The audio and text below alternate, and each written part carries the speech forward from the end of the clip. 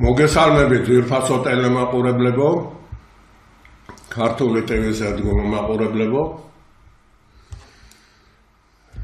გადაცემის პროექტი სახელწოდებით საქართველოს გუშინ დღესკვაც წარდგა ისევ სცენაში.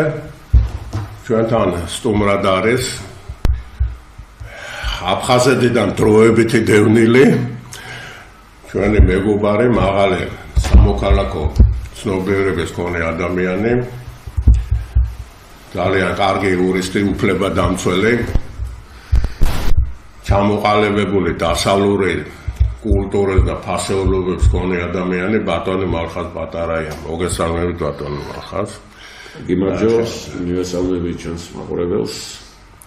სასიამოვნოა ყოველთვის თქვენთან ეთერში ყოფნა. ძალიან კარგი. ახლა ესეთი რთული მდგომარეობაა, რომ სიცხე, პოლიტიკური სიცხე უფრო მეტია და საგანგაშო სიცხე უფრო დიდია, ვიდრე ისეთი ტემპერატურული სიცხე. ამიტომ უნდა შევყვეთ ამას, ეს პირდაპირ ტერიტორიულ მთლიანობის პრობლემასთან იღებს სათავეს და ჩვენ სწორი აღმოჩნდით ეს მე უბრალოდ ვანსახიერებ ახლა უზენაეს საბჭოს ჯგუფს გარკვეულს, რომელმაც გუშინ დღეს ხვალ აიღო, რომელიც თავარი მიზანი სტრატეგიული იყო, ეს მონაპოვრები სახელმწიფოებრივი, რომელიც სახელმწიფო მოიპოვა დამოუკიდებლობის აღდგენის აქტიდან და ჩატარებული რეფერენდუმებიდან, მათ შორის აფხაზეთის თაობაზე, სადაც 62% მხარე დაუჭირა აფხაზეთის ყოფნას საქართველოს შემადგენლობაში და ვერც ერთმა, ვერც ექსპერტმა, ვერც პოლიტიკოსმა, ვერც ჩრდილოელმა ჩვენმა მტერმა თუ პარტნიორმა ზოგიერთისთვის ვერანაირი პასუხი ვერ გასცა და მიიღო როგორც ფაქტი სამართლებრივი. საუბედუროთ, როგორც ხელისუფლებას ხო ამის იგნორირების სპეციალისტები და დიდოსტატები არიან, ვერც ოპოზიციამ ვერ შეისმინა კარგად ამ ფაქტის მნიშვნელობა. ამიტომ აქედან უნდა შევხედოთ ალბათ მოვლენებს და უნდა დავიცვათ ეს მონაპოვარი და მსოფლიო საზოგადოებას გავაგებინოთ, რომ მხოლოდ ეს იურიდიული აქტი არის ქართული სახელმწიფოებრივის დაფუძნების და არსების და მესე არსებობის გარანტი, ერთ-ერთი უმთავრესი ქვაკუთხედი სხვა თემებთან ერთად, რა თქმა უნდა. და ამიტომ ეს მონაპოვარი ჩვენთვის ხელშეუხებელია და ყველა ეს ადამიანი, ვინც იზიარეს ამ პრინციპს, ჩვენი პარტნიორია და ქვეყნის პარტნიორია, როგორც ასეთი. ამიტომ მოდით ახლა შევუდგეთ ამ თემას ბატონო მალხაზ, მე მინდა ახლა მაინც ლოკალური თემებიდან დავიწყოთ, უფრო და შემდგომ გადავიდეთ ეს გიორგიევსკის ტრაქტატები იქნება თუ სხვა დამოუყვრელი, ასე ვთქვათ, ხელისუფლების მიერ ნაკარნახები, როგორც ასეთი. და შევუდგეთ ამ აღმას და ახლა თქვენი პროფესიის კიდე ერთხელ ხარდასაჭერად გამოსხა არა მარტო თქვენი მოქალაქეობრივი თავისუფლება, ყველა პატიმარს, სენდესის პატიმარს, როგორც ასეთი და იმედი გამოვთქვათ, რომ მოკლე ხანში ეს პრობლემა არ იარსებებს და მოგვარდება სამართლებრივად, ღირსეულად, ისე როგორც კავკასიურ მოდმას და ქართულ ცივილიზაციას ეკადრება. ახლა კიდე გთხოვთ. მადლობა, ბატონ თენგიზ. განახსენეთ ეს ძალიან მნიშვნელოვანი ეპიზოდი ჩვენი ისტორიიდან, ანუ რეფერენდუმი. აფხაზეთში მინდა ორიოდე სიტყვით გავიხსენო ეს ფაქტები, იმიტომ რომ ერთხელ კი დავწერე რაღაცა პატარა პოსტი, მაგრამ ძალიან საინტერესო იქნება ალბათ მაყურებლისთვისაც და ისტორიისთვის, როგორ ჩატარდა რეფერენდუმი აფხაზეთში. რა პირობებს ჩატარდა რეფერენდუმი აფხაზეთში. საქმე ის გახლავთ, რომ პარალელურად იქ უნდა გამართულიყო, ესე იგი, საბჭოთა კავშირის რეფერენდუმი. ისინი ემზადებოდნენ ამ რეფერენდუმის ჩასატარებლად და ესე იგი, ჩვენ მაშინ გახსოვს ვიყავით ილია ჭავჭავაძის საზოგადოების წევრები და განსხვავებით სხვა ზოგიერთი ოპოზიციური პარტიისაგან, რომელიც ამბობდა, რომ საქართველო ოკუპირებულია და ასე ვთქვათ, ეს საბჭოური კანონებია და საბჭოური კანონმდებლობით ჩვენ არც არ მონაწილეობთ, იყო ასეთი ნაწილი, ჩვენ განვაცხადეთ, რომ ჩვენ მივიღებთ ამ რეფერენდუმში მონაწილეობას. არა მარტო მონაწილეობას, პარტიული ყავს. ხო, არა მარტო აფხაზეთის სპეციფიკური სპეციფიკური მხარე ადგილი და მხარე იყო, რომ ესე იგი მან განსაკუთრებული მნიშვნელობა ჰქონდა თანამშრომლობას, ესე იგი მიუხედავად აი ამ განსხვავებულობებისა ქართულ პოლიტიკურ პარტიებს შორის და ანუ გამოვხატეთ ჩვენ მზადყოფნა მათ შორის ორგანიზაციულადაც მივიღო მონაწილეობა ამ ასე ვთქვათ ღონისძიებაში ძალიან მნიშვნელოვან ღონისძიებაში. ხო, ნუ აღმოჩნდა რომ ჩვენ და გასაოცრად აღმოჩნდა რომ ადგილობრივმა მგალმა მაგიდან გითხრა რომ ეს რეფერენდუმი სრულად არ უნდა ჩატარდეს აფხაზეთის მთელ ტერიტორიაზე. როდესაც ვკითხეთ რატომ, მათ გითხრეს რომ ნუ რაღაცა იქ პატარა პროვოკაცია მოხდა ერთ-ერთ სოფელში ქართველები გამოყარეს და მოსალოდნელია პროვოკაციები და ამიტომ ესე იგი ამიტომ თავი შევიკავოთ მთლიანად მთელს აფხაზეთში რეფერენდუმის ჩატარებაზე და მხოლოდ იქ ჩავატაროთ სადაც ქართველები არიან კომპაქტურად დასახლებული.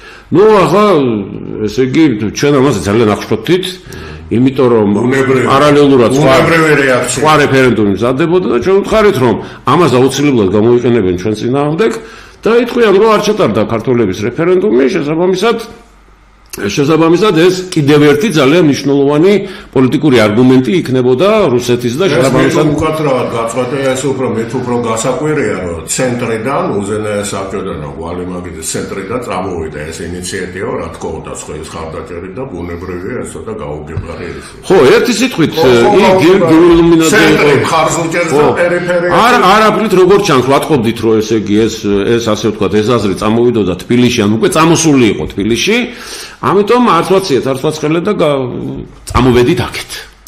ჩვენ ოპოზიციის წარმომადგენლები და პირდაპირ მაშინ თუ გახსოვს იკრიბებოდა დემოკრატიული ტრიბუნა, იყო ასეთი ძალიან და ზუსტად დაემთხვა ეს რომ მოვედი ჭავჭავაძის საზოგადოებაში და უთხარით ასეთი ამბავია და იშლება რა აფხაზეთის რეფერენდუმი ამის დაშვება არაფრით არ შეიძლება.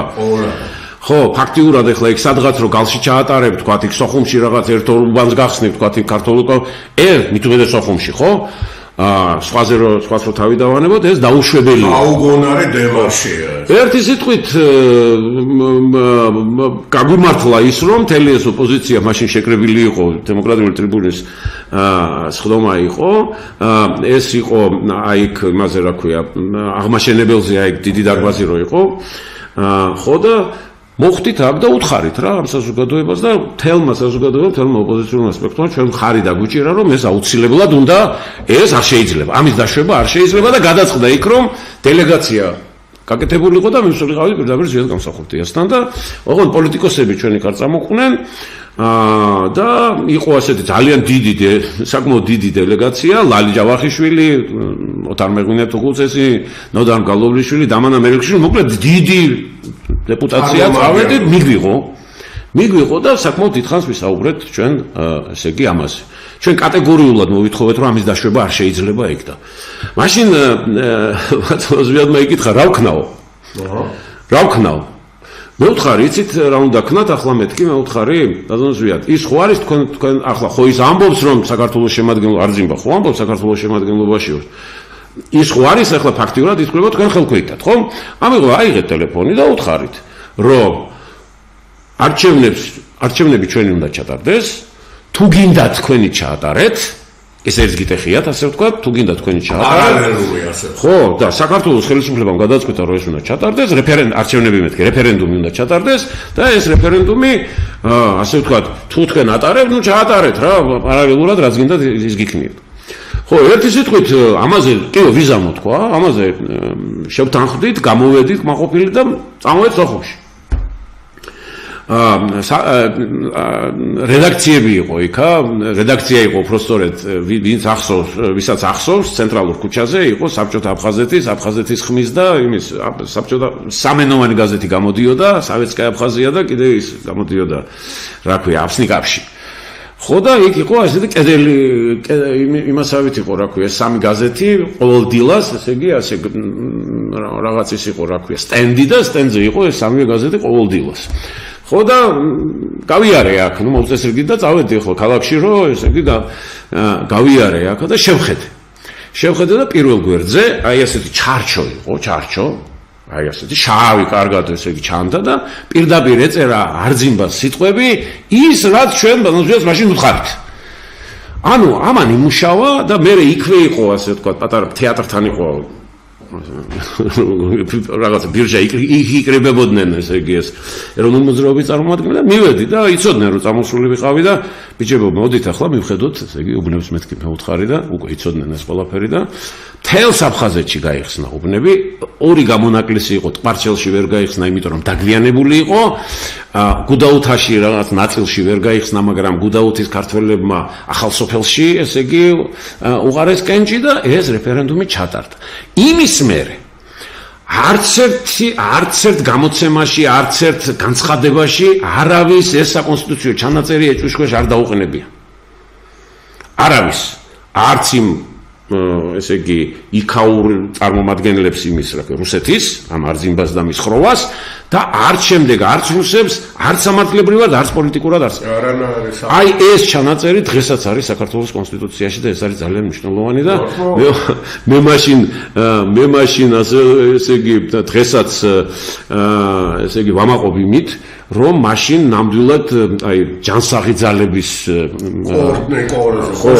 კონსოლიდაცია და შეთანხმება მოხდა ამის თაობაზე და რა თქმა უნდა უკვე ესე იგი ისიც კი ვინც აი იმას არაფერი არ მოხდა რა სხვათა შორის არავითარი პროვოკაცია არ მოხდა რა იმის მერე ეს რაღაცა ხელოვნურად იყო გაბუქებული სურათი და ეს რეფერენდუმი ჩატარდა და მაშინ რომ მონაწილეობა მაქვს მიღებული მეცა და ორგანიზაციაში და ჩემს მეგობრებს ეს ძალიან მეამაყება და მე მახსოვს დათო ასათიანი გეცოდინება შენ როდესაც ჩემ ოჯახთან ერთად ახალ რაიონში მივედი საარჩევნო ჩვენ ესე იგი სხვადასხვა ბანაკში ვიყავით მაგრამ როდესაც მივედი საარჩევნო უბანში ეს დამხვდა იქ უბნის კომისიის თავმჯდომარე ჩვენ გადავიხვიეთ ერთმანეთს ნუ მიმაცილა მომცა და უყარე კენჭი ერთი სიტყვით არსებობს რაღაც ძალიან ღრმა ასე ვთქვა შეთანხმება საქართველოს საქართველოს მოსახლეობაში და არაერთი თაობის საქართველოს მოსახლეობაში და ის მძიმე ვითარება რასაც შენ ეხლა ამბობ სწორედ აი ამ ღრმა თანხმობის ღრმა პლასტის წინააღმდეგ არის მიმართული მათ შორის რაც შეეხება ამ გეოგრაფიის ტრაქტატზე წამოწეულ ესე იგი ამ საუბარს სრულიად ხელოვნურად წამოწეულ საუბარს ეს ყველაფერი მიმართება იქეთკენ რომ ფაქტიურად ესე იგი როგორ არის იცი ახლა მიმდინარეობს ბრძოლა საქართველოს მხოლოდ 20%-ია დღეს ოკუპირებული რუსეთის მიერ მაგრამ რუსეთის ამოცანა დღეს არის ჩვენი ტვინების ჩვენი აზროვნების ოკუპაცია ჩვენი მენტალური ოკუპაცია ეს სხვათა შორის მისი პოლიტიკის ძალიან მნიშვნელოვანი ნაწილია როდესაც რუსეთი მე-18 საუკუნეში როდესაც რუსეთმა შეიმუშავა ეს პოლიტიკა პირდაპირ არის მითითებული ეკატერინე მაგალითად ისა რა ქვია სულ არ იცოდა ესეთი დოკუმენტები არის სად იყო საქართველო კასპიის ზღვის სანაპიროზე თუ შავი ზღვის სანაპიროზე და თავის იმებს ეუბნებოდა ამიხსენით ერთ-ერთ საქართველო სად არის მაგრამ სამაგერო ძალიან კარგად აყალიბებდა პოლიტიკას საქართველოს ხო საქართველოს მიმართ და ეს ტოტლებენმაც გიწოდა რომ მოდიოდა ხო პირველი პუნქტი იყო ასეთი რომ აუცილებელია აკეთდეს ისე რომ რაც ჩვენ გვინდა ეს ქართველებმა აკეთონ ეს იყო პირველი პუნქტი მეორე პუნქტი იყო ის რომ ქართველები ხორცით უნდა იყვნენ ქართველები და სულით რუსები აი ეს სტრატეგია რუსული იმპერიული მანქანის შენარჩუნებულია დღემდე და ის რასაც ჩვენ ხედავთ საქართველოს ხელისუფლების აი ამ მესიჯებით ჩემო ბატონო პრორუსული მესიჯებით ზუსტად აი ამ სტრატეგიაში დევს რომ საქართველოს ქართველ ხალხს ქართველი ხალხის ცნობიერებიდან ამოაგდონ იმუნიტეტი რუსეთისადმი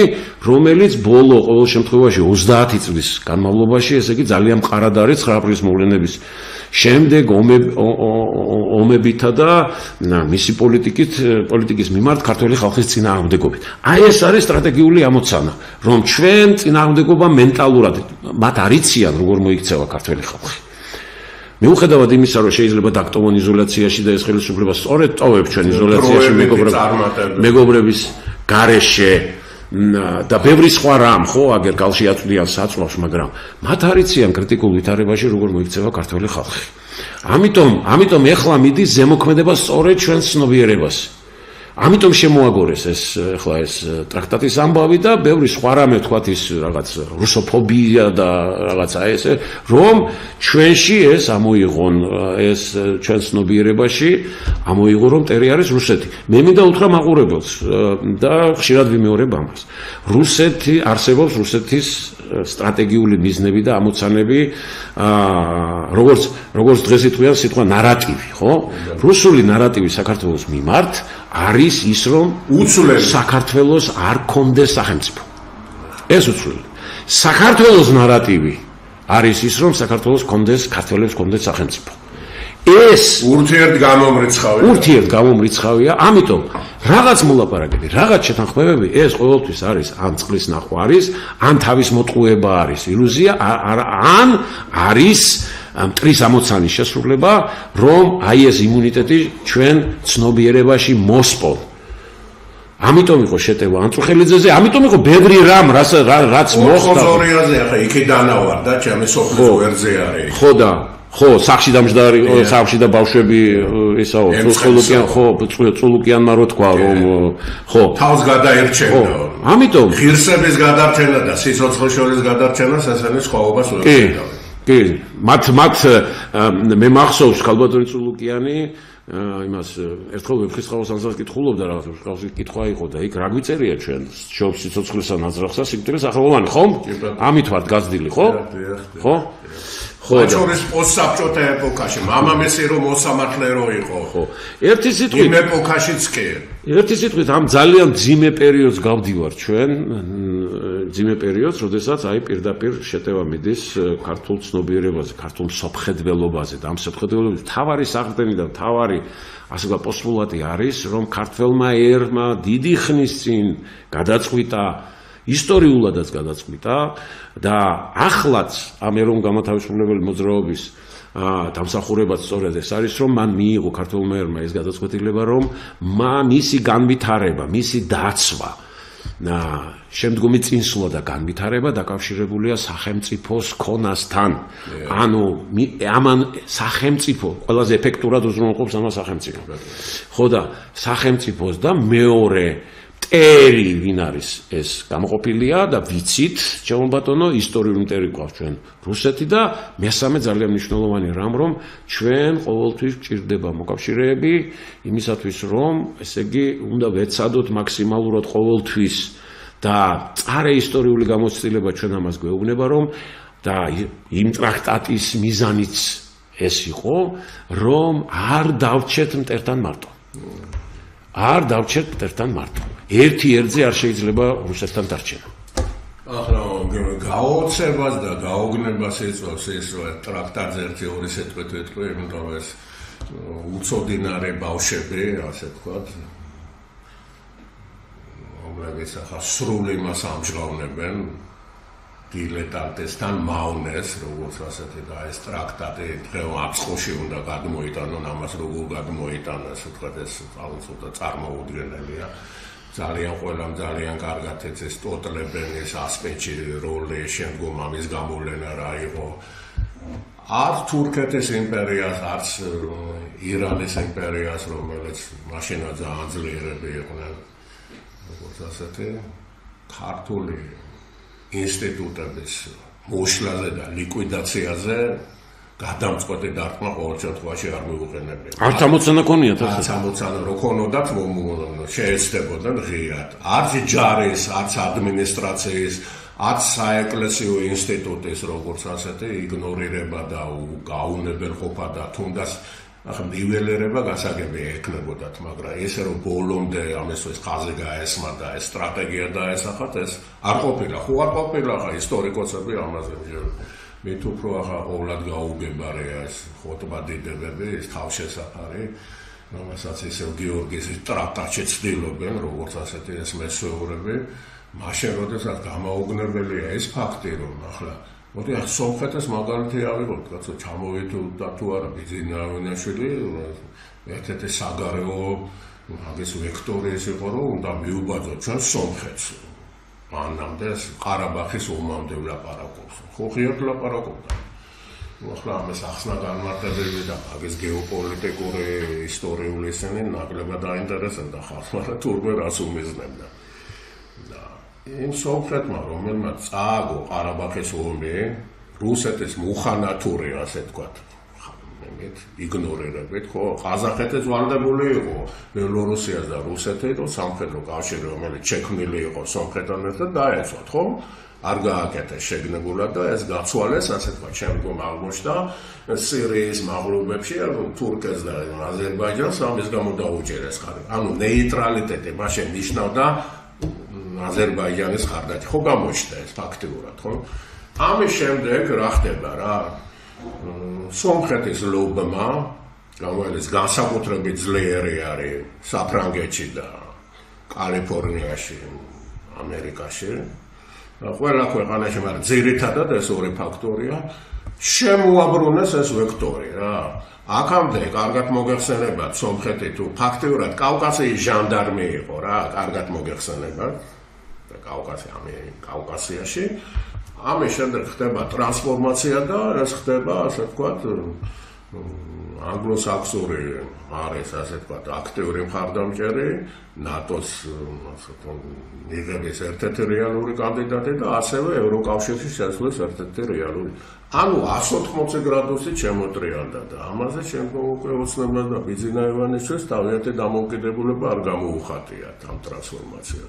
ანუ მათ მონახეს ეს თავიანთი ნიშა, დაუნდობენ მტერ აზერბაიჯანთან ერთად და ქმნიან იმ რაღაც კორიდორს და უზარმაზარი ინვესტიციები, ახალი ტექნოლოგიური ბუმი, რომელიც მოსალოდნელია ამ რეგიონში, ასე ვთქვათ, მთლიანად ნაწერდება იმ მიმართულებით და ახლა აშკარად გაუგებარი ახლა კავკასიაში შეუძლებელია რომ ორი მხარე იყოს ერთ მხარეზე თან ტრულბანაკებად უარია ხო დაყოფილი და მესამემ შეინარჩუნოს ავტონომია და სინამდვილეში ეს ავტონომია გუბერნიაში ყოფნას ნიშნავს ხო ბუნებრივია ეს დიდხანს ვერ გაგრძელდება მართლა ეს არის ყოველად გამორიცხული ისტორიული პროცესი თუნდაც პირველი მსოფლიო ომის დროს და გასაბჭოების დროს ხო გახსოვთ ჯერ რომელი დაიპყრეს სომხეთი და აზერბაიჯანი. შემდგომ ეს უკვე არასაკმარისი იყო ეს და შემდგომ უკვე ბაქოს და ბათუმის ემიმაზე გაიცვალა შემდგომ უკვე ჩვენი დამოუკიდებლობა ესეც უნდა ვაღიაროთ რა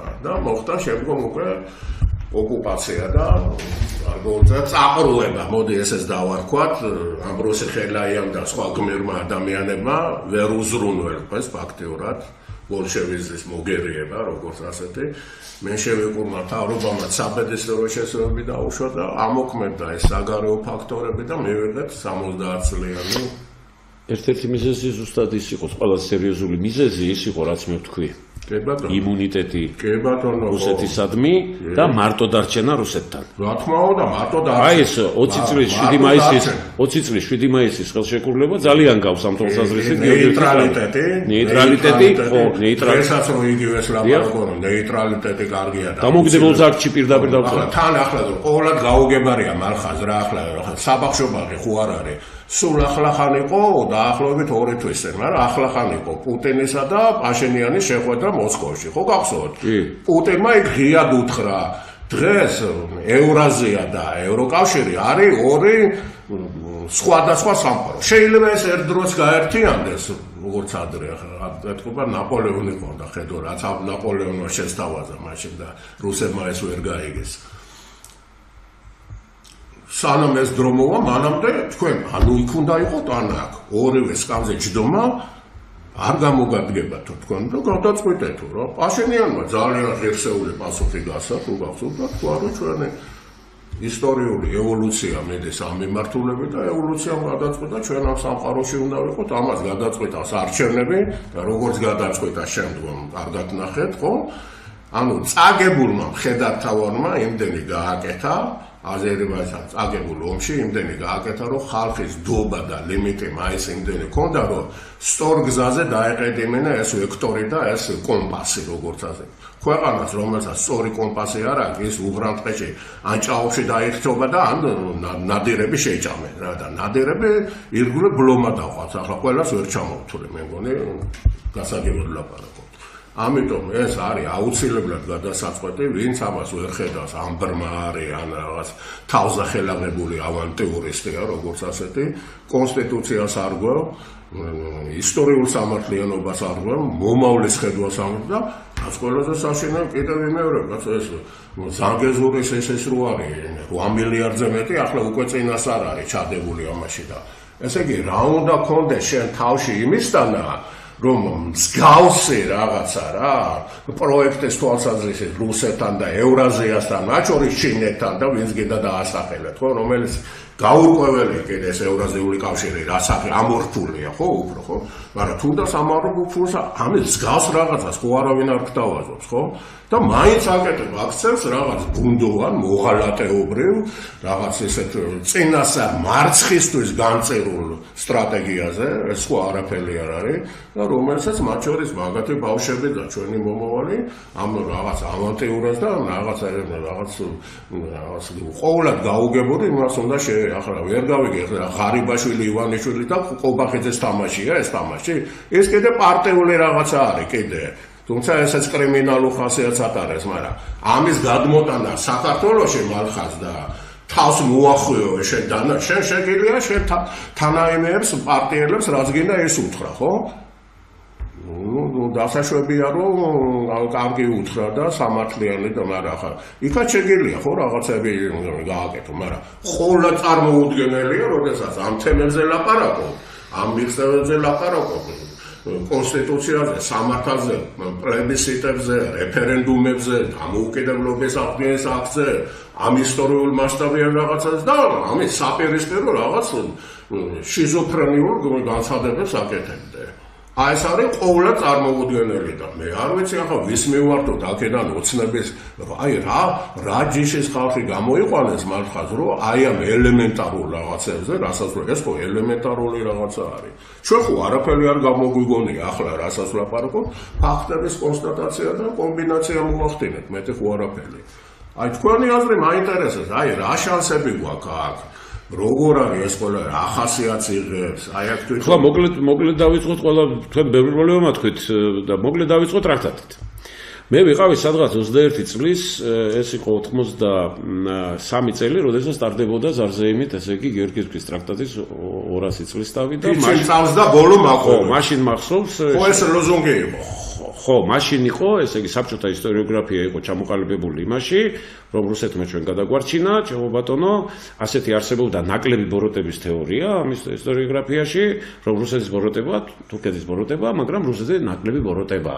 ნუ მითოლოგიზაცია ისტორიის მითოლოგიზაცია ხდებოდა ხო ესე იგი მე ისტორიკოსი ვიყავი მაშინ ესე იგი ძველ ცხოვრებაში ხო და მითოლოგიზაცია ხდებოდა წინა ცხოვრებაში და ესე იგი საკმაოდ კარგად ვიცოდი და ხდებოდა სხვადასხვა მითების ასე ვთქვათ გენერირება ისტორიულ მეცნიერებაში ასე ვთქვათ ხო ერთ-ერთი ასეთი მითი იყო ზუსტად ნაკლები ბოროტების თეორია რომელიც იყო ესე იგი დოგმატებულება მას გვერდს ვერ აუხვევდი ჩემო ბატონო და აი ამ ნაკლები ბოროტების თეორიით ჩატარდა მთელი ეს ზარზეიმით და მაშინ შევარდაძემ თქვა რომ ნაკლები ბოროტება კი არ იყო უმცირესი ბოროტება იყო მან ახალი ტერმინი შემოიღო კიდევ ესე იგი ეს საბჭოური ისტორიოგრაფია და მე ვიყავი 21 წლის მაშინ იყო ასეთი პროფესორი ირაკლი ახალაია ჩვენთან კათედრის გამგე რომელმაც სოხუმში დიახ როდესაც აი ეს პერიოდი იყო აი ამ 93 წლის პერიოდი იყო მან მითხრა რომ იქნებ რაღაცა გააკეთო ამ თემასთან დაკავშირებით სტუდენტი ვარ ხო და მომცა ორ ტომეული ესე იგი ალექსანდრე ცაგარელის გრამატიი დრუგი ისტორიაში ასეთი წიგნია საკმაოდ სქელი ესე იგი ეს იყო მეფის რუსეთის დროს გამოცემული საარქივო დოკუმენტები მე-18 საუკუნის და რუსეთ-საქართველოს ურთიერთობის. ესე იგი მე რომ ეს დოკუმენტები მაშინ არ იყო ქსეროქსი და ხელით გადავწერე ყველა რომ წიგნი დასაბრუნებელი მქონდა ხო და მე რომ ეს დოკუმენტები წავიკითხე მე პრაქტიკულად დოკუმენტურ დონეზე შემეცვალა ის რაც საბჭოთა ისტორიოგრაფიას ჰქონდა დოგმატურად ესე იგი პოლიტიკური სოფლმეურნეობა უკვე შეგეცვალა ხო შემეცვალა უკვე და მაშინ მე ბატონ ირაკლის გარდაიცვალა და მოკლედ ამ თემისგან არაფერი იმ პერიოდში არ გამოვიდა მაგრამ ავიღე ჩემს სადიპლომო ნაშრომად ჩემი სადიპლომო ნაშრომი ეხლა თუ კი რამე რამე ვიცი მე ისტორიაში არის მე-18 საუკუნე გეორგიევსკის ტრაქტატი. თუ კი ყველაზე უკეთესად ეს ადგილი ვიცი, იმიტომ რომ მე ყველაფერი წავიკითხე. თბილისში ჩამოვედი ბიბლიოთეკაში იყო თუ ახლა არქივებში შენახული გექნება. ხო და სადამ აქ შენახული ყველაფერი დარჩა სოხუმში, არ ვიცი. ხო და ერთი სიტყვით დავწერე ეს დიპლომი, როგორც მე ვფიქრობდი ისე, რომ საქართველოს მაშინ გააჩნდა და ისტორიკოსებიც ზოგიერთები უკვე ლაპარაკობდნენ ამის შესახებ, უკვე არ ვამბობ 18-21 წლების ისტორიოგრაფიაზე და ვთქვათ ივანე ჯავახიშვილზე ის ცნობილი ფრაზა რომ ესე იგი იმის მერე შახაბასის მერე ასეთი რამე არ გაუკეთებ რაც გიორგის ტრაქტატმა გაგვიკეთაო, ხო? ხო და ეს ყველაფერი მე ჩამომიყალიბდა ჩემი აზრი დამოუკიდებლად, ჩემობატონო რომ ალტერნატივა არსებობდა და დამყოფელი იყო ზუსტად სწორედ ეს გეორგიევსკის ტრაქტატი. დავწერ, სხვადასხვა დავწერე ეს როგორც ფიქრობდი ისე, მაგრამ შიგნით ეს ასტოის პერიოდია, შიგნით არავის არ წაუკითხავს, ეს შიგნით რა ეწერა, მთავარი იყო, კარგი ყოფილიყო, გადაბეჭდილი საბეჭდ მანქანაზე და ერთადერთი ზურაბ პაპასკირმა წაიკითხა ეს ჩემი ის იყო რა ქვია, ხელმძღვანელი. ხო, ისტორიკოსი, მან არაფერი არ თქვა. აფხაზებმა რო გაიტაცეს. ხო, არ გამომჟღავნა, ჩემობატონო, არაფერი არ თქვა. ისე კი მითხრა რომ შევწდიო რომ დავთანხმდიო შენს იმაზეო რა ქვია ხელმძღვანელობაზეო, მაგრამ მოკლედ გავიდა ეს, იმიტომ რომ არავის არ აინტერესებდა შიგნით რა, მეც რაღაცა ზოგადად ვილაპარაკებ. მე ამას რატო ვყვები? იმიტომ ვყვები რომ მაშინაც კი კომუნისტურ პერიოდში უკვე ძალიან ბევრი, მათ შორის ჩემთვისაც ახალგაზრდა სტუდენტისთვის, რომელიც საერთოდ არ იყო არც ერთ დისიდენტურ მოძრაობაში, და უკვე ცხადი იყო, რომ ეს იყო უბედურება, რაც მოგვიტანა აი ამ ტრაქტატმა და რუსეთთან ურთიერთობა. რაც შეეხება და კარგად ვიცი ეს პერიოდი. რაც შეეხება ტრაქტატს. ტრაქტატი ჯერ ერთი არის იმ წუთას არ მიუღია ერეკლე მეორეს ეს გადაწყვეტილი. ეს იყო ერეკლეს მრავალწლიანი და მისი მამის თეიმურაზის მრავალწლიანი რუსული ორიენტაციის შედეგი. ის ასპინძის ბრძოლის დროსაც ეკატერინე მეორეს წერდა, რომ აი ტოტლებენი არ გივარგა რა, რა ცნობილი ის არის, ხო? შენ ტოტლებენი დროშები გაუგზავნა, კაცო. ხო და შენ ტოტლებენი არ გივარ, შენ მაგარი ხარ, მაგრამ გენერლები არ არის დაახლოებით ასეთ რამეს წერდა და რაღაცა ის და შემდეგაც კი მთელი ეს პერიოდი მათ შორის ძალიან მნიშვნელოვანია და იაკობ გოგებაშვილი წერს რანი ვიყავით გუშინ აქვს მას ასეთი სტატია რაც აი ძალიან კატეგორიულად აკრიტიკებს ერეკლეს ну როგორ გითხრათ ახლა ძალიან ძიმეთ იმის გამო რომ მან არ გაერთიანა აღმოსავლეთ და დასავლეთ საქართველოს. არც ირანი იყო, შენ რო თქვი ირანიო. არც ირანის ესე იგი რამდენ წლიან ბრძოლებში იყო ტახტისთვის ირანი, ხო? ხო და აქეთ თურქეთი კიდევ თვითონ იყო დასუსტებული. თვითონ იყო თურქეთი დასუსტებული. ხო და ერთი სიტყვით ალტერნატივა იმისა, რომ ერეკლეს გაეგრძელებია და გაერთიანებია საქართველოს და გაეგრძელებია დამოუკიდებელი პოლიტიკა, არავითარ ისეთ განსაკუთრებულ საფრთხეს არ შეიცავდა, იმიტომ რომ ვასლები ყავდა თავისი კაცო, ეს ირგვლივ სახანოები ერეკლეს ემორჩილებოდნენ, ხო და როგორც კი ტრაქტატი დაიდო, ხო, როგორც კი ტრაქტატი დაიდო, ყველა მთელი იმაში მოექცა იზოლაციაში. აი რუსეთმა პირველი ეს გააკეთა, რომ იზოლაციაში მოექცა. მერე შინაარსში რა ეწერა? შინაარსში პირველი ეწერა დესუვერენიზაცია.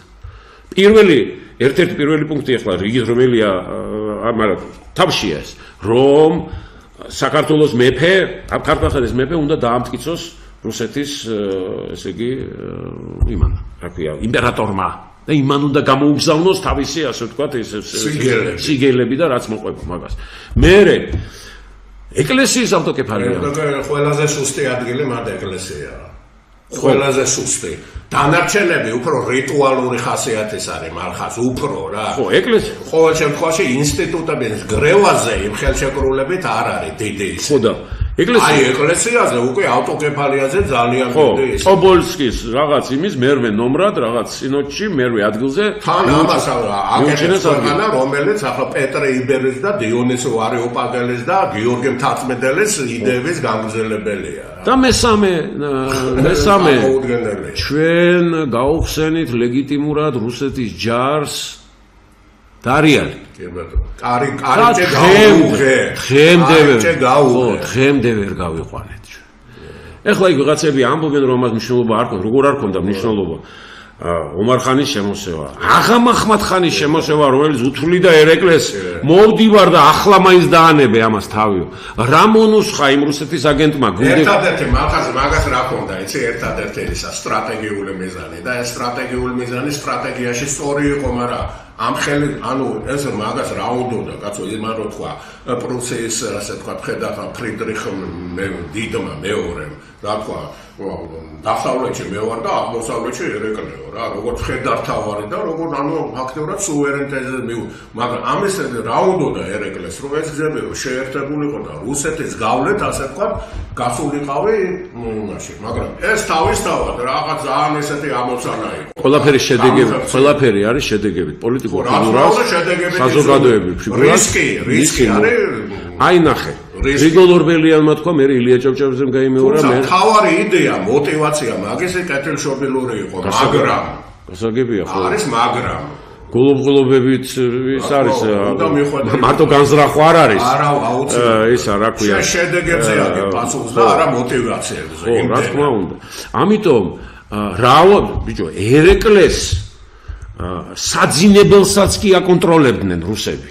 მას ექიმი ყავდა ვინმე გიულენშტეტი, რომელიც გვერდით ედგა ამ კაცს და სპეციალურად გამოაგზავნეს ამ ტრაქტატის ამ მისიით. არ ვიცი რა მონუსხა იმათ, რა წამალი დაალევი, არ ვიცი, ვერ გეტყვი, მაგრამ ყოველ შემთხვევაში ამ დონეზე იყო ეს სპეცოპერაცია ჩატარებული. ბოდიში გიულენშტეტი არა, რაინექსი, იაკობ რაინექსი, გიულენშტეტის გამოაგზავნეს, ოღონდ ვითომ ესე იგი გეოგრაფი იყო, რომელსაც უნდა შეესწავლა ეს მაღარო იაკობ რაინექსი თქვი? იაკობ რაინექსი, კი. ებრაელი იქნა. იაკობ გერმანელია, ეს გერმანელია, იაკობ რაინექსი. გიულენშტეტი კიდევ ის იყო, რა ქვია, გეოგრაფოსი, რომელმაც თქვათ ის მადნების და იმის შესასწავლად გამოუგზავნეს ვითომ რუსებმა, ვითომ გერმანელი იყო გარუსებული, სხვა შორის უნიჭიერესი. ხო, შემეშალა, ესე იგი, იაკობ რაინექსი იყო ასეთი, მისი პირადი ექიმი იყო, პირადი ექიმი. ხო, ანუ ეს იმას ნიშნავს, რომ ის აკონტროლებდა ფაქტიურად მის ჯანმრთელობას და ანუ თავისუფლად გადაადგილდებოდა საძინებელშიც კი, ხო? ანუ ოჯახს აკონტროლებდა, ხო?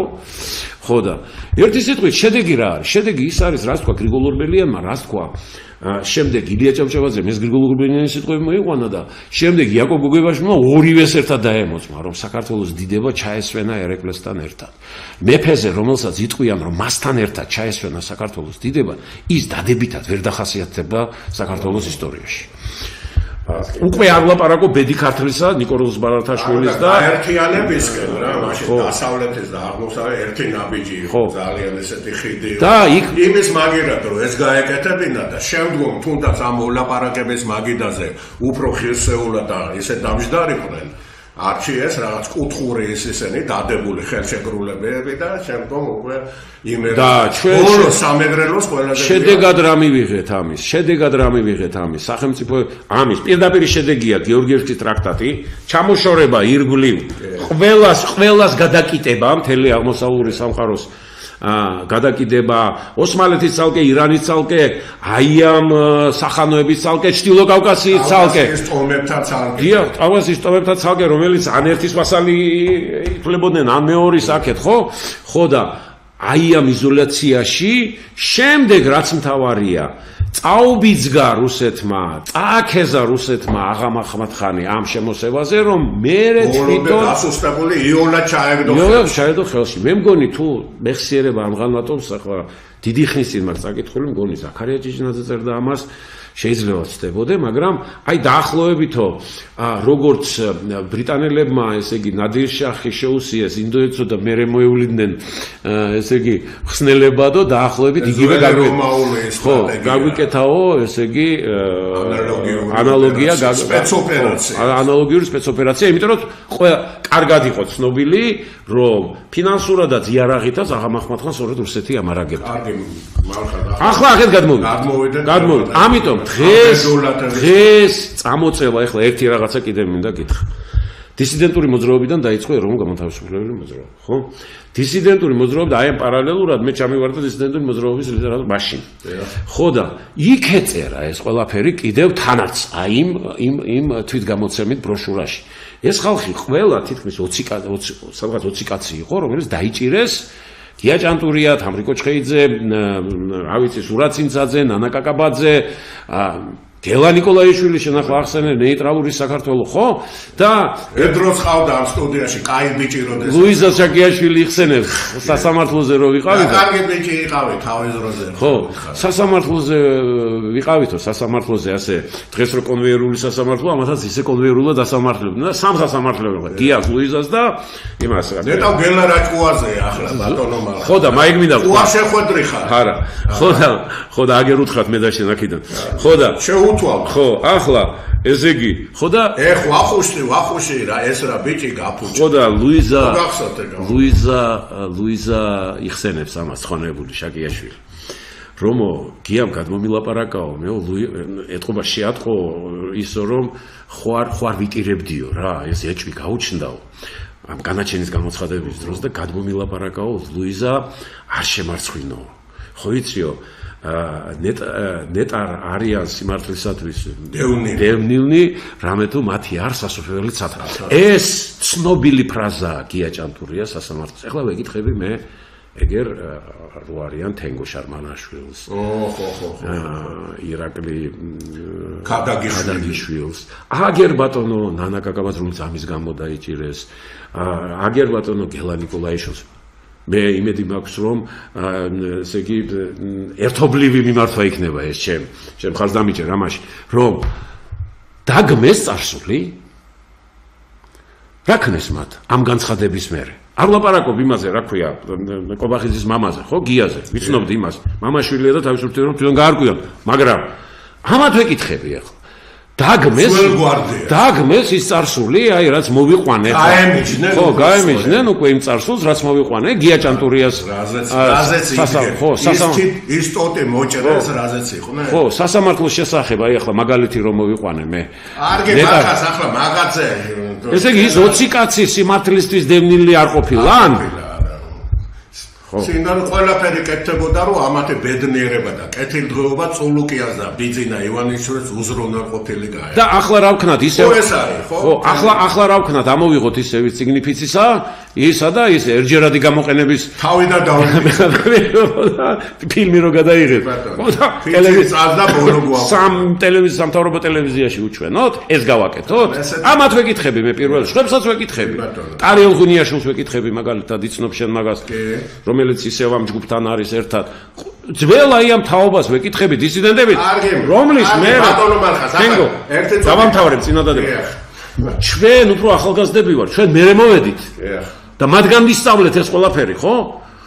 ეხლა რა ქნეს, რომ უარყვეს გიორგის ტრაქტატის მიერ ადვოკატი კაცი ხარ და ადამიანის უფლებებს ყველას განორჩევლად პარტნიული კუთვნილებისა ბოლომდე იცავ, რომ იმიტომ მაგცემ მე შემარტეს როგორც ასეთი და ის კიდე მიყვეს რა, როდესაც ახლა ადამიანი ახლა წულუკიანის კომისიაში 4 შვილის დედას თუ სხვა იმას 5 და 15 წლიანი იმას რომ მიუსადაგებს და კიდე ტროტუარზე გომესეს რომ დაიჯეს და კომისიაში მიუსვლელობის გამო რომ კიდე 3 წლიან თუ 5 წლიან ესეთ რაღაცზე დამამცირებელი რაღაცას ხელს რო აწევდა ადამიანი რომელსაც ამავდროულად ყველას კარგად ესმის რა ეს გადატრიალებაში სახელმწიფო გადატრიალებაში კონკრეტულად მაგ პარტიას რამხელა როლი მიუძღვნა რა კრიმინალური აქტები აქვს ჩადენილი ეს ყველა მიცეს ძალიან კარგად მათ შორის შენ ძალიან კარგად ხო ეხლა შემდეგი ნაწილი რაზეც მინდა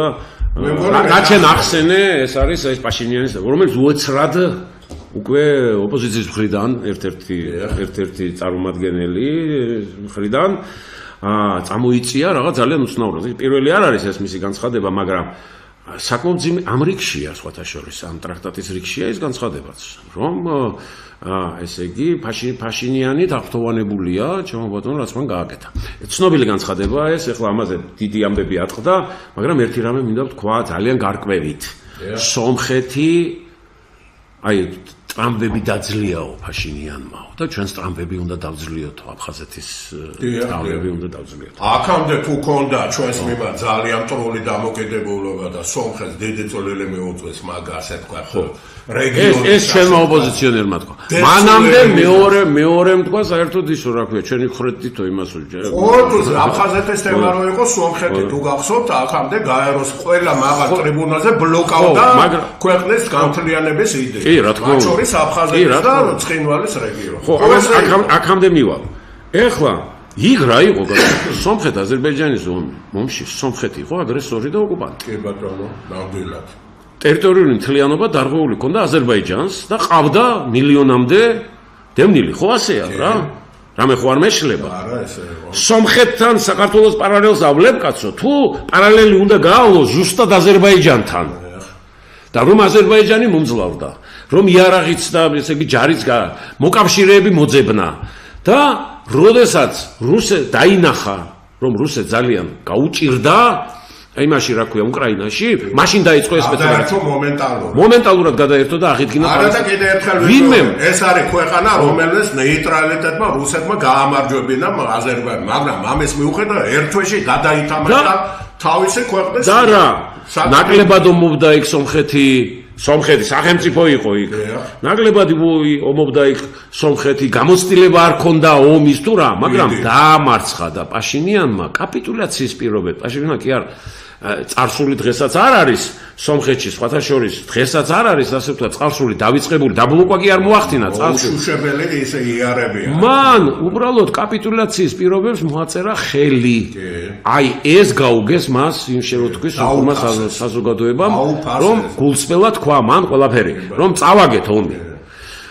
ეს კომპრომისი აპატია. ხო, ამიტომ ყოველგვარი პარალელი დღეს ვთქვათ სომხეთთან და ფაშინიანთან იმ ყარაბახის თვალსაზრისით ეს არის ასე ვთქვათ ისევ იმ რუსულ ეგრეთ წოდებულ ბოდიშიზმში ჩაჯდომა და ვიღაცისთვის რაღაცის შეთავაზება და ასე შემდეგ. რაც შეეხება სომხებს აფხაზეთში.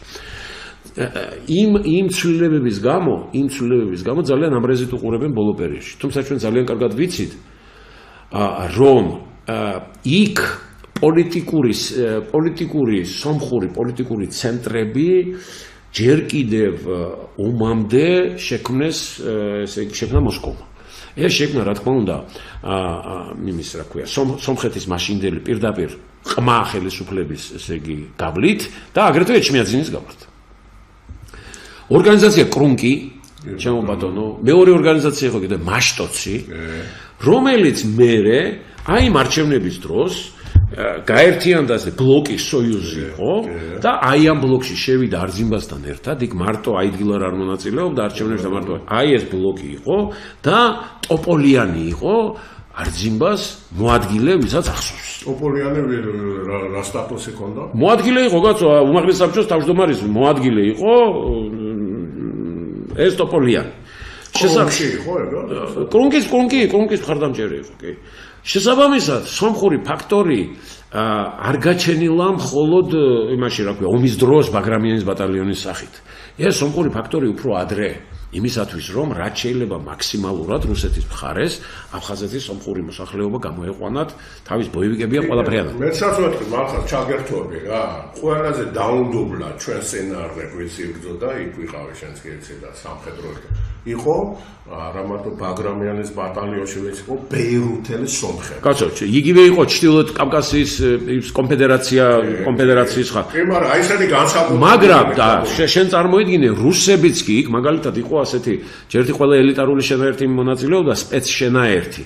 ხო და იყო ასეთი პეტერბურგელთა სპეცშენაერთი, 300 კაციანი სპეცრაზმელები იყვნენ, ასე ვთქვა და მაგის მეტაური, ესე იგი, პირდაპირ სადისტი იყო კაცო. ბასაევიც კი მაგას მხეთს უწოდებდა. რუსია, რუსი. ხო? რომელიც პირდაპირ სპეციალიზდებოდა ადამიანის დანაწევრებას. ასე რომ იქ ჰიბრიდული ომი იყო ჩვენ წინააღმდეგ და ეს ყველაფერი იყო რუსეთი. არც არძიმბა იყო იქ ცალკე, არც სომხური ბატალიონი იყო ცალკე. სომხებს ისე როგორ მოიზიდა. მაგრამ სამაგიეროდ ეხლა ძალიან კარგი ფილმი გამოვიდა სხვათა შორის და ამ ფაქტორის უგულებელყოფა არ შეიძლება. სამაგიეროდ სომხეთის ნაწილი, შეგნებული ნაწილი, სომხების შეგნებული ნაწილი და ფილმი გააკეთეს. ახლა 300 კაცამდეა გამოვლენილი, რომელიც ჩვენ ხარეს იბრძოდა, ქართულ შენაერთებში იბრძოდნენ ეს სომხები. განსაკუთრებით თბილისელი სომხები ძალიან ხო, ძალიან უფრო მეტიც მე გეტყვი, სუმბატ სააკიანი იყო ასეთი აფხაზეთის მინისტრთა საბჭოს თავმჯდომარის მოადგილე. ეს კაცი იყო ძალიან დიდ კომუნისტების პერიოდიდან გადმოყვა, ეს იყო ფაქტიურად სომხების პირველი კაცი აფხაზეთში. იმიტომ რომ იქ ხო კოტირება იყო, ასე ვთქვათ, თანამდებობების და ეს იყო პირველი თანამდებობის, ესე იგი ნორმალური თანამდებობის. ჩემ მეზობელი იყო მე-3 მე-5 ცხოვრობდი, ის მე-3 საათზე ცხოვრობდა. ძალიან კარგი მამა ჩემზე უფროსი იქნებოდა, ხო. ხო, მე დაახლოებით ესე იყო, მეგობრობდი მის შვილთან ერთად. ხო და შვილთან მეგობრობდი უფროსულად და თამაშობდი მასთან ერთად, კაცო ბავშვობიდან. ხო და უფროსი ვიყავდა კიდე ამ იმას, მაგრამ ეს უმცროსია. ტოლი იყო ჩემ. ხო და ეს კაცი იმ დღეს მინისტრთა საბჭოს აღების დღეს იქვე გვერდით პარალელურ ქუჩაზე დაახრიტეს ქართველ მეწარმესთან, ქართველ ბიზნესმენთან ვასო მესხთან ერთად. გამოიყვანეს პირდაპირ სახლს იბდადიოდნენ.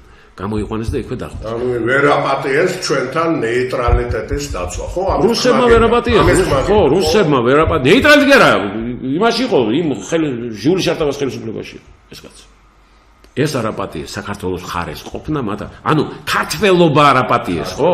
ქართველობა ქვია, მოქალაქე ქართველი. მოქალაქეობა. ხო. ანუ მოქალაქეობის ცნობიერება. ხო, ეს არ აპატიეს. ქართველი, ყველა ქართველი ვარ, ჩვენ როგორც მოქალაქეები, ხო? გენეტიკას ახლა ვერ დავიწყებ. ახლა ეთნიკური ის წარმომავლობა და სხვა არის, ხო? აქ სახელმწიფოებრივებაზე ლაპარაკი.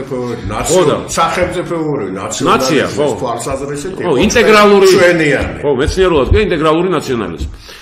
ხო და ეს არ აპატიეს. ამიტომ იქ სომხური ფაქტორი ერთნიშნულოვანი არ არის. უბრალოდ მერე რაც მოხდა, ხო, ამას აქ დავამთავრე. მერე რაც მოხდა იყო ნიველირება ძალიან ხელოვნური ამ სომხური ფაქტორის საქართველოს მხარეს. საქართველოს ქართველების მხარეს. მაგრამ მადლობა ღმერთს ეგ არ არის ფილმი გამოვიდა. ეხლა ეს ერთი რომ არ შეიძლება. მეორე ძალიან მნიშვნელოვანია და მე ამით დავამთავრებ, რომ აი რაღაცა შევთავაზოთ იმათ, ესე იგი, რომ ისინი, ესე იგი, დავიყოლიოთ რაღაცას. ლაპარაკი არის აბსოლუტურ მხარეს, ხო? მოკლედ მინდა ვთქვა, შეიძლება მთელი გადაცემა მიუძღვნათ მე და შენ, მაგრამ ადრეც მილაპარაკია, მაგრამ პირველი იქ იყო რუსეთ-საქართველოს ომი. თუ ძირეულ დებულებაში ჩვენ, ასე ვთქვათ, განსხვავდებით და მიგვაჩნია რომ იქ ვინმეს მიაჩნია რომ ეთნო კონფლიქტი იყო, მაშინ ის ერთ საერთოდ გამოუნახავ და კანონსაც არ ცნობ, ხო, ოკუპირებული ტერიტორიების შესახებ ხარ. მეორე, იქ როგორც უკრაინაში, როგორც უკრაინის ყველა ხუთივე ოკუპირებულ რეგიონში, აფხაზეთის აი ეგრეთ წოდებული მთავრობის თუ ხელისუფლების პრეზიდენტის სახით ზის რუსეთის გაულაიტერის ადმინისტრაცია. ზუსტად დაარქვეს უკრაინელებმა და ჩვენ ზუსტად უნდა დავარქვათ. ეს მეორე. მესამე, აი აბსუას უნდა ველაპარაკოთ.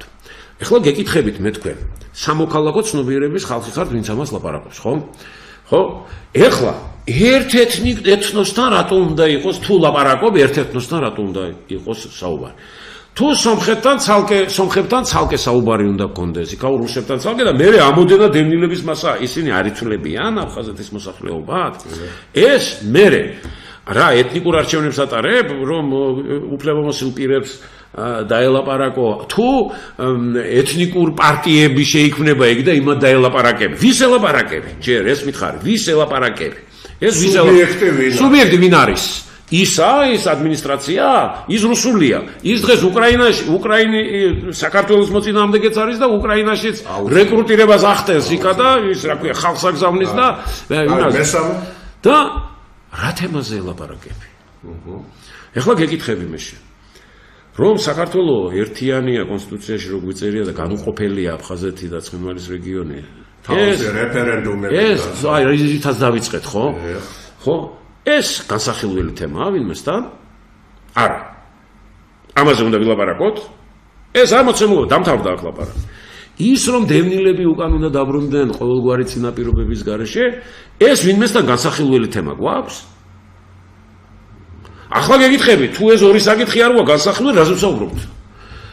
ყველაფერი ერთადერთი რაზედაც უნდა მათ ვესაუბროთ, როგორც ესაუბრება ეგერ, თქვათ აგერ თუნდაც ის რა ქვია, ხორვატების სერბსკაია-კრაინაში, თუნდაც აგერ აზერბაიჯანელები იგივე ყარაბაღში, კანონის წინაშე იქნება ყველა თანასწორი.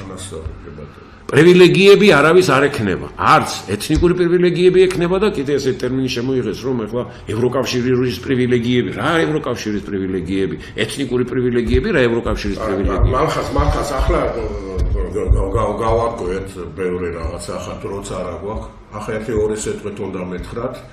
გამოსავალს რა შეხედავთ? ოღონდ 1-2 სიტყვით. გლობალურად, ოღონდ ძალიან მოკლედ, როგორ ძალიან მოკლედ მინდა გითხრა. გლობალურად და ლოკალურად.